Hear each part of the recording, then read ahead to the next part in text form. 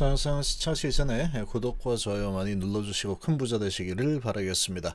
자, 지금 인플레이션 그리고 이로 인한 금리 인상 부분 그리고 뭐 전쟁 이러는데 러시아가 이제 우크라이나를 침공할 것이다 2월 16일 뭐 이런 소식들이 나왔죠. 자, 지금 이런 분위기로 지난주에 아주 큰 폭으로 주간 하락폭이 아주 컸습니다. 이틀 동안에 거의 3%가 하락을 했죠. 나스닥이 3%나 급락을 했습니다. 자, 지수가 3%니까 아주 크게 급락을 한 거죠. 이 삼중 펀치로 지난주 큰 폭 하락을 했는데, 야, 여기에서 이제 주목할 부분은 인플레이션, 금리, 그리고 전쟁, 이런 우려, 전쟁 우려죠. 전쟁 우려, 뭐 이런 부분 가지고 지난주에 이미 지난 과거죠. 지난주에 큰 폭으로 하락을 이미 한 겁니다. 이 글자들을 잘 풀어서 보시면 이런 것들 때문에 이 삼중 강펀치를 맞아서 지난주에 과거형이죠. 큰 폭으로 하락을 이미 했죠. 이미 했습니다. 자, 이런 분위기가 형성이 되니까 미국에서는 이 주식형 펀드 쪽으로 자금이 막대한 자금이 유입이 되었다라고 하죠. 자, 이 미국 사람들도 보면은 이런 이제 학습 효과가 이미 되어 있는 상태죠. 이미 되어 있는 상태다. 이 뭐 우크라이나가 러시아가 우크라이나를 친다 이런 부분은 지나고 나서 보니까 주가는 계속 올라가더라. 이걸 이미 알고 있다는 얘기입니다.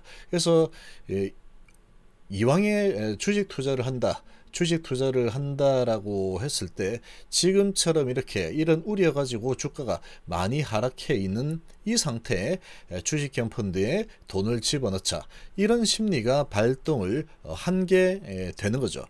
자, 지금 이런 상황이다 뭐 보시면 그래서 너무 걱정할 필요 없습니다. 우리나라도 지금 아주 많이 크게 얻어맞았죠. 금요일날 하락분은 아직까지 반영이 되지는 않았지만, 자, 당장 이제 다음 주면은 러시아 우크라이나 거는 결과가 바로 나오는 상황이다. 이 지나가는 바람 정도로 볼 수 있죠. 그러나 이런 부분은 아직까지 완전히 해소가 되려면 시간이 좀 필요하겠지만 이미 주가는 많이 반영이 되어 있는 어느 정도 반영이 되었죠. 특히 미국 같은 경우는.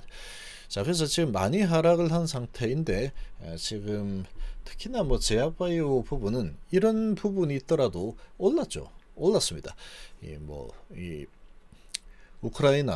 러시아 우크라이나를 친다 이런 소식이 나왔지만 지금 뭐 모더나도 상승, 화이자도 상승, 머크도 상승, 리제네로는 3%나 급등이 나왔죠. 이 반도체나 기술주들 좀 많이 하락했지만, 자, 지금 한 주 동안 증시 변동성은 각오해야 할 것이다. 뭐 변동성이 좀 있을 수 있겠죠. 아무래도 이제 이 부분, 이 우크라이나 침공 이런 부분이 이제 확실한 상황은 아니다 보니까 불확실한 상황이죠. 자, 그리고 이 2월 16일이니까 수요일입니다. 수요일. 자, 2월 16일에 침공할 것이다 라고 했으니 한 3일 정도 있죠. 3일. 한 3일 정도 있는 상황인데 요 3일 동안에는 롤링을 좀 탈 수는 있겠지만 이미 주가에 미국 상황을 보면 이미 주가에 많이 반영이 되어 있습니다.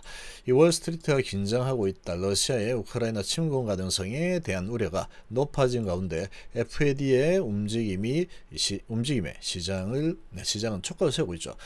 연준 어느 정도 매파로 변할까 불안하다라고 하고 있는데 이미 좀 매파적인 그런 발언들이 이미 많이 나왔습니다. 연준이 모든 사람들을 긴장시키고 있고 불안감을 더하고 있다. 연준이 비둘기파에서 매파적 정책으로 전환하면서 변동성이 계속 높아지고 있는 상황이죠. 실제로 해서 막 크게 내렸다가 크게 올랐다가 다시 또 내렸다 하고 있죠.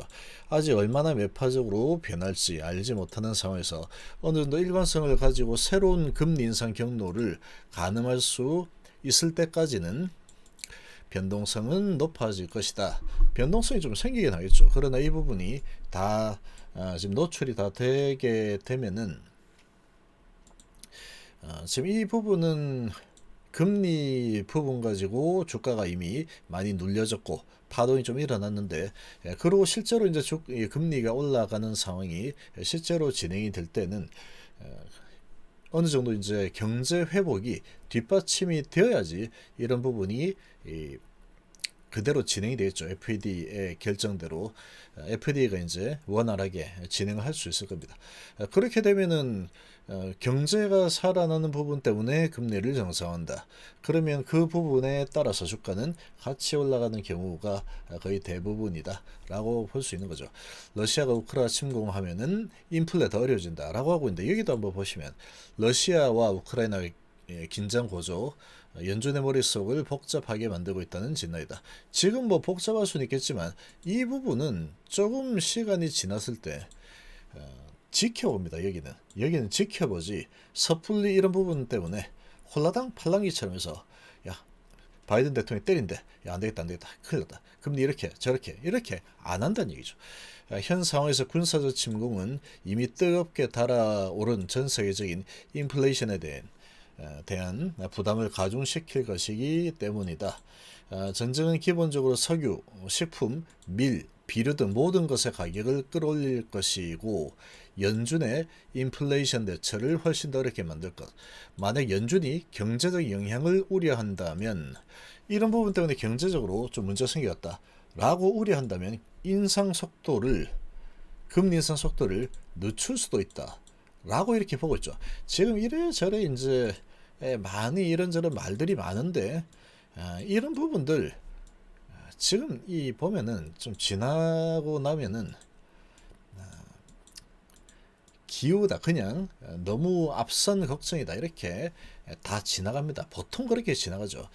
그래서 지금 이 전쟁은 기본적으로 이렇게 올린다라고 하는데, 이게 지금 그렇게 끌어올릴 만한 상황이 안 됩니다. 여기서 러시아, 우크라이나 여기서 왔다 갔다 만약에 뭐 총 몇 발 쏘고 이런 식으로 많이 진행이 된다. 그러면 그런 부분 때문에 이게 막 올라가네. 이거는 조금 너무 앞서 나가는 상황이다, 이렇게 볼 수 있고, 아직까지 어떻게 될지 모르는 상황이죠. 모르는 상황이 불확실성이 좀 있긴 하지만, 이 부분이 실제로 일어난다고 하더라도 아주 심각하게 이런 전쟁 부분, 러시아가 우크라이나를 침공한다, 이런 부분 때문에 아주 인플레이션이 심하게 일어나거나 그렇게 될 가능성이 너무나도 희박합니다. 너무나도 희박하다라고 보시면 되고, 시장 일가에서는 1월 인플레 보고서가 나온 이후에 연준이 3월 FOMC 정례회의에서 금리를 0.5포인트 0.5%포인트 인상할 수 있다는 전망을 내놨는데,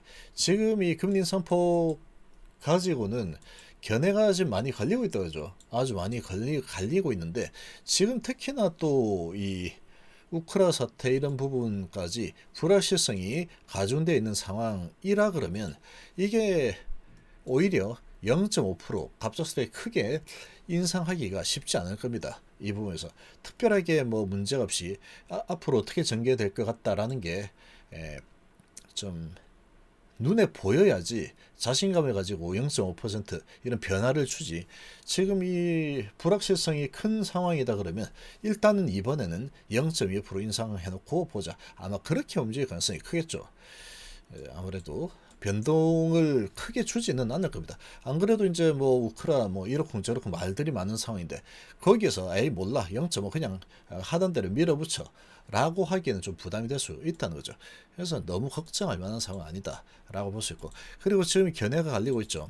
대표적 매파 인사, 지금 세인트 루이스 연은 총재는 7월까지 금리가 1%포인트 인상될 것이다 라고 밝혀서 시장에 충격을 준 반면에, 지금 로레타 메스터 클리블랜드 연은 총재는 연준이 목표 금리를 0.25%포인트 이상 인상할 것으로 예상하지 않는다. 좀 갈리고 있죠.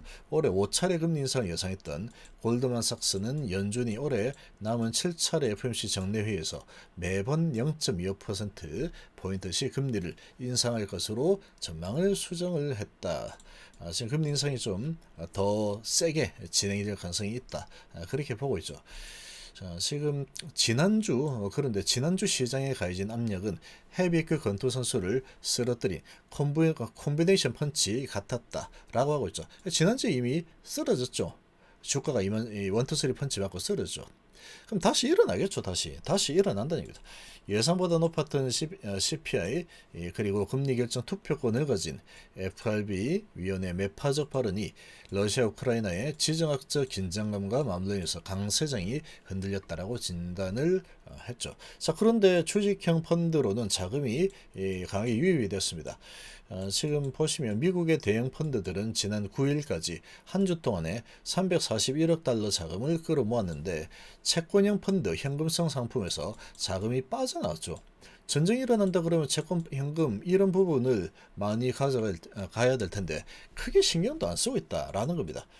미국 국민들은 이런 가운데 막대한 규모의 자금이 주식형 펀드로 들어왔죠. 주식형 펀드로 들어왔다. 시장에는 경기 호조가 강세장을 지탱할 것이라는 믿음이 지배적이고 이런 상황에 주가가 한번 크게 밀렸죠. 지난주에. 그러니까 밀렸네. 지금이다 하고 돈들이 현금성 자산, 채권 펀드에서 빠져서 오히려 주식시장으로 들어오고 있는 상황이죠. 자, 그렇게 지금 진행이 되고 있습니다. 그래서 지금 변동성이 좀 있을 수는 있겠지만 이런 부분들이 주가를 갖다가 크게 여기서 또 크게 밑으로 끌어내린다라고 하기에는 너무나 지금 이미 많이 얻어맞고 내려와 있는 상태다라고 좀 볼 수 있습니다. 우리나라는 이제 지난주 금요일 거 아직 반영이 안 됐다라고 하지만 그렇게도 볼 수 있겠지만 실제로 우리나라의 지수는 다른 나라들에 비해서 이미 훨씬 더 밑으로 많이 내려와 있는 상태죠. 예상을 깨고 다시 강세 쪽으로 돌아설 가능성도 배제할 수 없습니다. 크게 흔드는 작업이 좀 있을 수 있겠지만 그런 분위기를 만들었다가 또 이제 겁먹은 자금들 나오면 다시 이제 물량을 갖다가 확보하는 이런 움직임이 나올 수도 있는 상황이다. 이렇게 좀 긍정적으로 바라봐도 됩니다. 다음 주에 변동성은 좀 크겠지만 이런 부분 뭐 일주 정도 지나면 다 크게 이슈가 될 만한 부분은 사라지지 않겠지만 상당히 약화될 가능성이 높습니다. 이미 주가의 반영이 어느 정도 많이 되었기 때문이다 라고 보면 되겠죠.